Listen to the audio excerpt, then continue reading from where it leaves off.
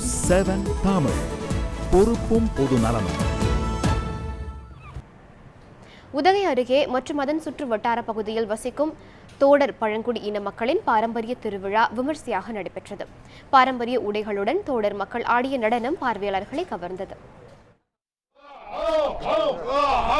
தற்போது நீங்கள் பார்க்கும் இந்த நடனம் தங்களின் பாரம்பரிய திருவிழாவின் போது தோடர் இன மக்களால் நடத்தப்பட்டது.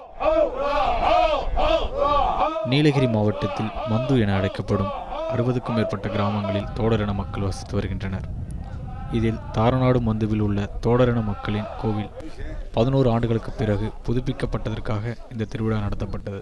இதற்காக ஆவுல் என்ற புற்கள், பிரம்பு, மூங்கில் உள்ளிட்டவை கொண்டு வடிவமைக்கப்பட்ட இந்த கோவிலில் தோடர் மக்கள் வழிபாடு நடத்தினர்.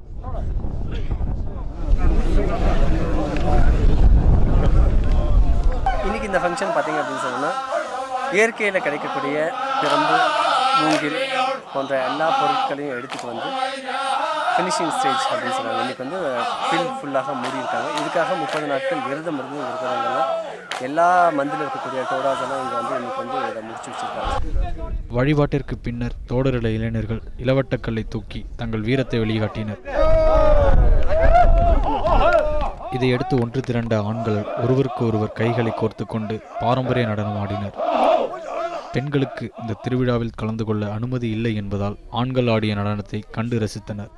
கலாச்சாரம் எல்லாம் நடனங்கள் ஆடி அன்னதானம் எல்லாம் வழங்கி இங்கே ஒரு பெருமிதமாக இயற்கையினுடைய இதை அழியாதபடி பாதுகாத்து நம்ம அந்த ஃபங்க்ஷனை செய்து கொண்டிருக்கிறோம். தங்கள் முன்னோர்கள் பின்பற்றிய பாரம்பரிய முறைகளை தற்போதும் கடைபிடிக்கும் வகையில் கொண்டாடப்பட்ட தோடர் மக்களின் திருவிழா பார்வையாளர்களை வெகுவாக கவர்ந்தது. உதகை செய்தியாளர் சிவசாமியுடன் தினேஷ்குமார், நியூஸ் 7 தமிழ்.